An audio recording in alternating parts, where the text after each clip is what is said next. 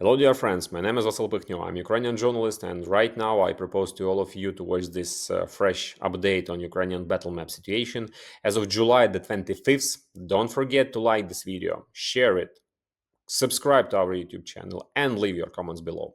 Let's begin with some crucial and critical situation which right now we can see near the city of Pokrovsk region. This is really hard and dangerous situation, which I will try um, to show you and to explain why this is so critical. So let's start with Pokrovsk. As of now, Pokrovsk is not just a hotspot, not just a critical point, it's a hypercritical point of what we're facing on the front. Unfortunately, the enemy has recently, as you can see, essentially straightened the front line along the Kazany Torets River, which flows here and constantly presents opportunities for further advances. Our biggest problem, the most total and overwhelming issue we face in this direction is the system of, let's say, general dishonesty. There is constant distortion of information very often. From the bottom to the top, from the top to the bottom, from the top to the very highest levels, and from the very highest levels, who knows what.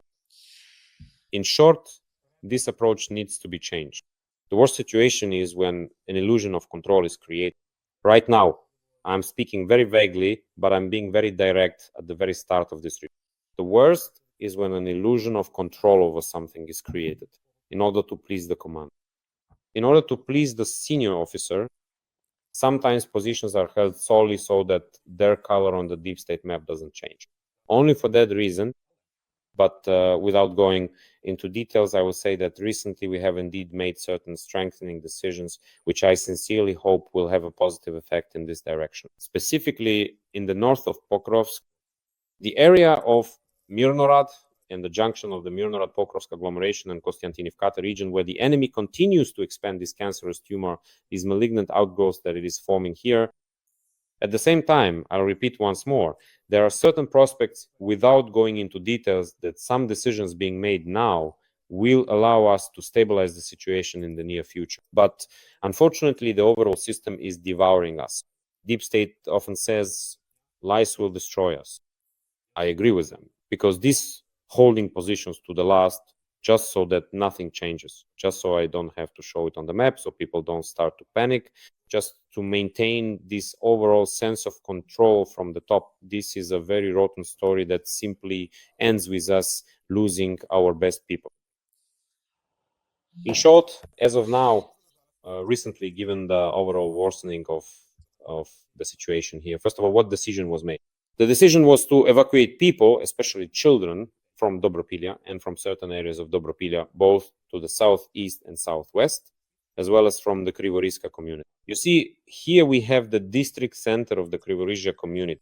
This is not Krivorizhzhia Oblast, not Kriviri, not an oblast, for heaven's sake, but a district. This is not Kriviri in the Dnipropetrovsk region. This is Krivorizhzhia in Donetsk region, near Dobropillia. These are the districts that are currently dangerous, and they are primarily dangerous because the enemy is shelling them with guided aerial bombs, with FPVs, and is shelling Dobropillia as well. Recently, guided aerial bombs have started to rage, whether they're flying towards Kramatorsk or not. Civilian infrastructure is being massively destroyed right now, both in Dobropillia and in all the districts within the range of these bombs. And now, as reported by the Kharkiv Regional Prosecutor's Office, these damn bombs have started flying up to 100 kilometers. In particular, yesterday, one of these guided bombs struck Kharkiv from a distance of 100 kilometers. Right now, everything they can launch is targeting civilians and civilian infrastructure, especially at this critically difficult point in Donetsk region. In total, in the settlements, let me name them, from which mandatory evacuation has been announced by the head of the Donetsk Military Civil Administration. These are Dobropillia, the villages of Hanivka, Novy Donbas, Rubizhne, and the village of Dobropillia. There is the city of Dobropillia, the village of Dobropillia, the village of Nadia, Krivorizhzhia, Novokrivorizhzhia more precisely, Novomarivka, Novofedorivka, and Raksha. In total, there are 928 children living in these settlements, 928. What they need most urgently right now, although, as they say, this should have happened yesterday, right now they need to be evacuated from there. This is what we are witnessing here at the moment. There is a significant deterioration of the situation in Pokrovsk in the north. In the south, the enemy, the adversary, is trying to break our resistance in Kotlin and Yudak, but they are unsuccessful. fighting is ongoing near Kotlin. The Russians are trying to enter the western outskirts and, in fact, to break through between Kotlin and Yudakhne, because these two villages serve as good defensive positions due to the presence of mines and other fortifications there. And from here, the enemy is trying to break through to the highway and reach the settlement of Raishine, through which one of the main roads connecting Pokrovsk passes. In the same way, the Russians are advancing head-on through Zvirov toward Pershetravnya with the aim of breaking through to Pokrovsk, already directly entering urban combat. In fact, urban combat, well, these aren't really urban battles, but rather sabotage groups operating in Pokrovsk. They are here. Enemy sabotage groups are entering Pokrovsk. But yesterday, there was a wave of rumors about fighting in the city. Everyone was saying, now everything will fall, Pokrovsk will fall. But no, there are sabotage and reconnaissance groups. And that's exactly why yesterday, the Khortytsia Operational Strategy Group, which is working in this direction and is responsible for the defense in the Pokrovsk area, reported that there is a sort of information silence regarding the situation in Pokrovsk. Why? Because we don't want to give the enemy any understanding of where we are, what we're doing, or how we're driving out the sabotage group.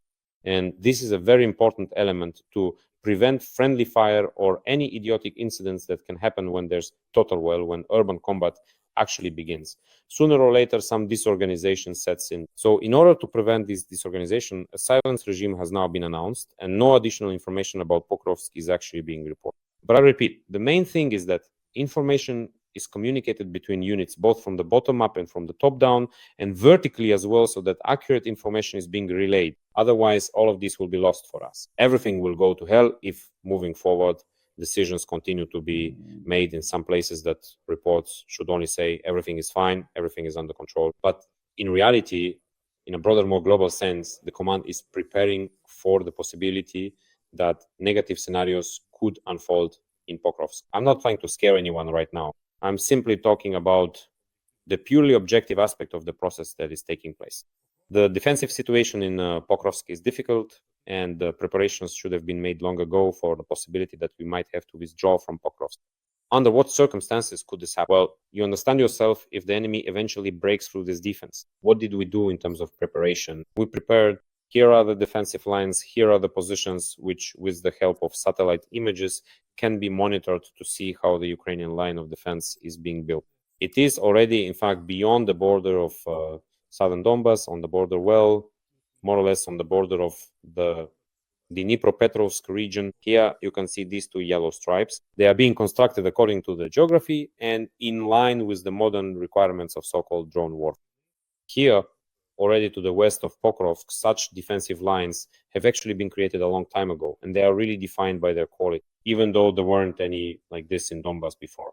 But this is what we have now. This is what we have now. And preparations are being made for different scenarios. Let me repeat, I'm not trying to stir up panic here. I don't want anyone to start freaking out about this right now.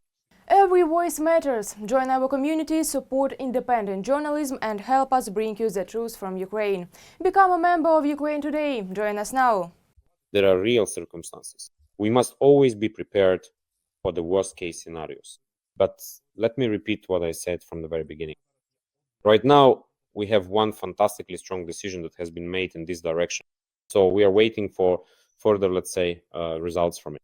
I mean, not in terms of spreading information. I mean, in terms of countering the spread of information. I want to talk about Zaporizhzhia. Yesterday, information appeared claiming that supposedly the situation in the Zaporizhzhia direction has worsened. It has worsened, well, how should I put it, worsened? Here, the situation has been consistently difficult. In the area of Kamyansk and Plavny, the enemy is actively maneuvering here, in fact, sometimes reaching as far as Stepnohirsk. But in reality, that's a one-way road. So, to panic about the idea that the Russians will soon capture Stepnohirsk, set up their artillery there, and start shelling the southern outskirts of Zaporizhzhia. Well, I understand that it's easy for me to say this while sitting in Kiev, but I wouldn't, because for now, that scenario isn't on the horizon. There is constant infantry pressure in this direction. If you look more broadly, there is pressure on Plavny, pressure in Kamyanske, and also pressure further east toward the area of Sherbaki and Mali Sherbaki. So, in fact, this entire line from Mali Sherbaki to Sherbaki, Stepove, Lobkove, Kamyanske, Plavny is an area of extremely active combat although the intensity is not comparable to what is happening near Pokrovsk, because near Pokrovsk, the concentration of enemy troops is about 110,000 personnel. 110,000 are concentrated near Pokrovsk itself, while here in the southern direction, Zaporizhzhia plus Kherson are 125,000. That is why I have every reason and all the factual evidence to assert that Zaporizhzhia is not the main direction of the enemy's offensive. Although I have some commentators, both on my Telegram channel and here under the bottom map reviews, who often write that I am not telling the truth, that my assessments are incorrect. I'm not claiming that I'm telling the absolute truth, but I am sharing my fact-based thoughts on the matter, because if there are 125,000 troops in the south and 110 near Pokrovsk, then it's clear where the main strike is happening. You can also read my thoughts and reflections, friends, on my Telegram channel. The Telegram channel is called Pekhno, and it's my personal channel. There's a link to it in the description of this video, so please check it out and subscribe. I'd be glad to see you there. Let's continue. Let's continue with the fact that indeed there is this pressure near Zaporizhzhia. How can it be eliminated? The soldiers of the Unmanned Systems Battalion of the 128th Mountain Assault Brigade who are working here show how to counter this pressure.